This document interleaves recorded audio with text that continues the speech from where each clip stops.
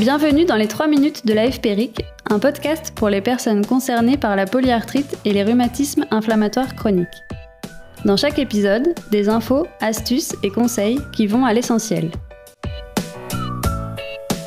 Aujourd'hui, dans notre série Alimentation, nous accueillons Laura Magnac, diététicienne nutritionniste. Elle nous alerte sur les risques des régimes d'exclusion.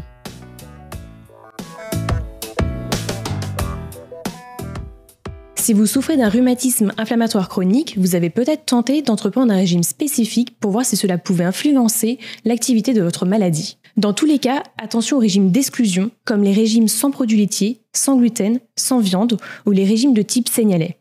Ils peuvent présenter des risques de carence alimentaire en plus que d'être très contraignants.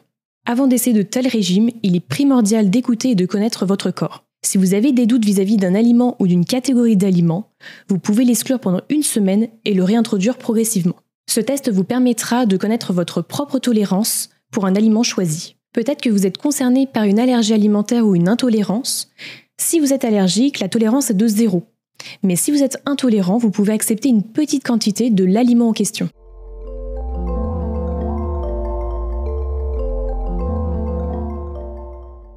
Attention aux différents types de jeûnes, ils peuvent avoir un effet bénéfique immédiat sur vos douleurs, mais ils peuvent être dangereux s'ils sont pratiqués sur le long terme. Ils peuvent apporter des carences alimentaires et une baisse d'énergie. Si vous voulez essayer, privilégiez le jeûne intermittent d'une durée de 16 heures, en supprimant le petit déjeuner du lendemain, mais en faisant une collation dans l'après-midi pour conserver vos 3 repas par jour.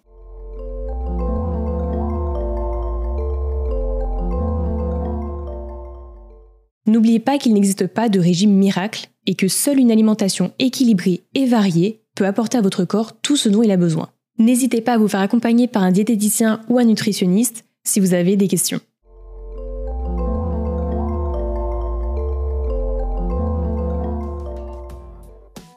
Merci Laura Magnac pour ces recommandations. Pour en savoir plus, rendez-vous dans le descriptif de l'épisode. Ça vous a plu ?